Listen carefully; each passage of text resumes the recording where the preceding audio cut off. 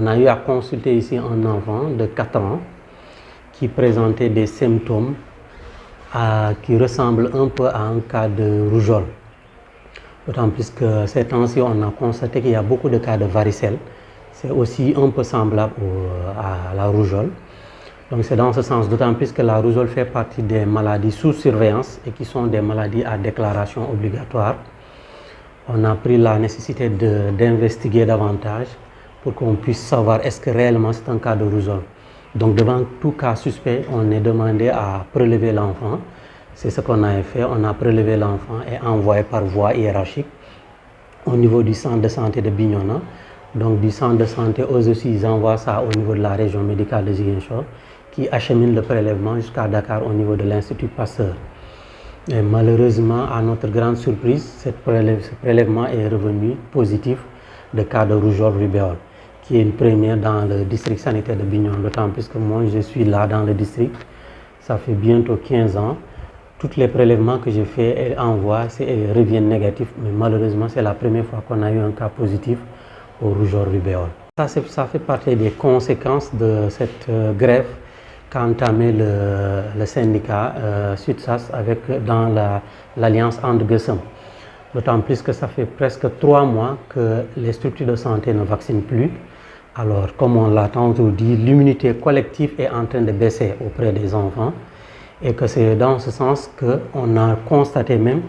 que pratiquement il y a beaucoup de cas de maladies qui étaient complètement maîtrisés avec l'aide de la vaccination, qui sont en train de ressurgir et qui font encore surface. Donc c'est dans ce sens, heureusement, encore une fois de plus, que le syndicat a été beaucoup plus responsable que malheureusement c'est nos autorités administratives qui ont appelé à ce que l'on essaie de surseoir au boycott du PEV. D'autant plus que c'est pour ne pas gâcher tout le travail qu'on a mené durant quelques années jusqu'à avoir des acquis vraiment importants en matière de PEV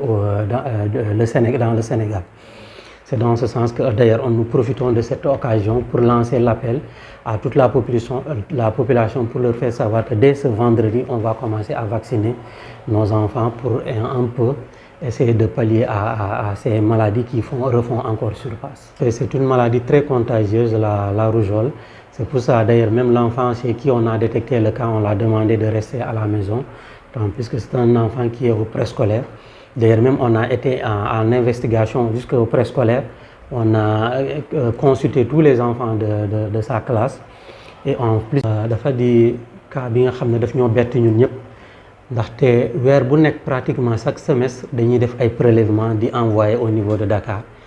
pour saytu ay xeetu jàngoro yi ñuy naan des maladies sous surveillance waaye biñ ko tàmbalee ba tey mosuñu am cas fii Bignona. Léeg-léeg dinañ am quelques-uns par exemple ay méningite léeg-léeg ñu am ko waaye ay rougeole yu mel ni ngas wala ay PFA maanaam feebaru laago poliomyélite chaque fois dañuy envoyé mosuñ ci am waaye seetlu nañ ni ki fan yi ñetti weer yi weesu syndicat bu ñuy naan SUTSAS ak waa And Gueusseum dañ nekk ci grève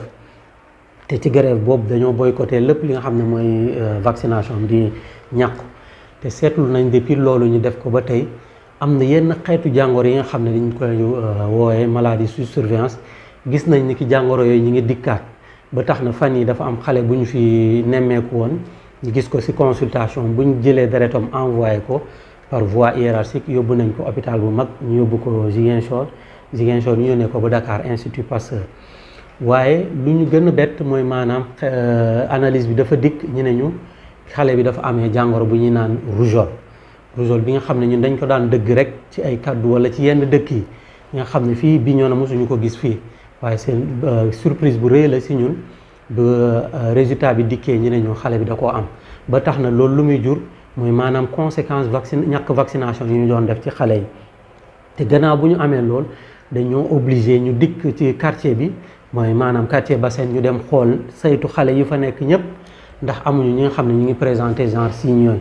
te gis nañ ni ki xale bi tamit dem na école ndaxte ci préscolaire la nekk dem nañ tamit ci préscolaire bi tamit classe bi ñu xool foofu saytu xale yëpp ndax am na ñu ci am signe heureusement amagu ci ko ci am signe léegi waxtaan nañ tamit ak seen maîtresse bi pour que au cas bu amee ay xale yi nga xam ne dañuy manifester genre signes yooyu mu ñu contacter ñu comme ça ñu mën a prendre en charge les cas par cas tant puisque comme que daanuñu ñàkk xale yi mais heureusement ñi ngi saluer encore une fois de plus responsabilité syndicat bi ak alliance And Gueusseum bi nga xam ne gis nañ ni ki xeetu jàngoro yi feebar yi ñi ngi gën a bëre ba tax na ñu lever mot d'ordre de boycott vaccination léegi dinañ tàmbalewaat vaccination waaw feebar la dafa bokk ci xeetu feebar yi nga xam ne Sénégal dañ leen di naan c'est des maladies à déclaration obligatoire bépp bu ñu amoon benn cas rek dañ ko nguur gi sax da ko war a yëg ñëpp ko war a yëg autant puisque def nañ circulaire ñu envoyé ko par voie hiérarchique autorité administrative ndaxte dafa bokk ci xeetu feebar yi nga xam ne day gaaw a wàlle moo tax bu ab benn xale bu ko amee dañ koy contenir de telle sorte que du dem fenn bañ a wàll moromam ndaxte dafa bokk ci feebar yi comme ni ma ko waxee dafa gaaw a wàlle te it dafay bu fekkee xale bi jotul ñàkku dina dem ba doon forme grave ci xale bi te bu doonee forme grave mu xale bi sax bakkanam xaj na ci moo tax ñu koy moytandu ko bu baax a baax état bi nag ñi ngi koy naqar bu baax a baax ba fu naqar lu yem ndaxte gis nañ ni kii bu dee un état responsable benn syndicat ak programme bi nga xam ne bu mel ni programme élargi de vaccination nu mu amee solo lool ci Sénégal gis nañ ni kii waral nañu ay ndam yu bëri ci xeetu jàngoro yu bëri fii ci Sénégal nga am ab syndicat bi nga xam ne dem na ba naan da koy boycotté yow état nga toog banque say yoxo defoo ci ay jéego yi nga xam ne mun nga empêcher syndicat boobu dem ba boycotté programme bi te gis nañ ni ki syndicat bi bu mu boycotté léegi mi ngi ni lu mu ñu jural ay xeetu jàngoro yi nga xam ne dem nañ ba saafara leen xeetu jàngoro yi yaa ngi ni di dikkaat mais heureusement comme nuñ ko waxee syndicat bi dañoo doon ay nit yu responsable nee nañ waa société civile ak association consommateurs yi ñoom ñoo leen ñaan ba ñu mën a lever du moins boycott boobu parce que gis nañ ni ki fan yi xeetu jàngoro yu bëri ñu ngi dikkaat comme ni ma ko waxee comme que état bi jëlul responsabilité am te it ñu ngi ci profité di ko ñaan genre situation yi daf ci war a taxaw ak ñaari loxo wala boog ak ñaari tànk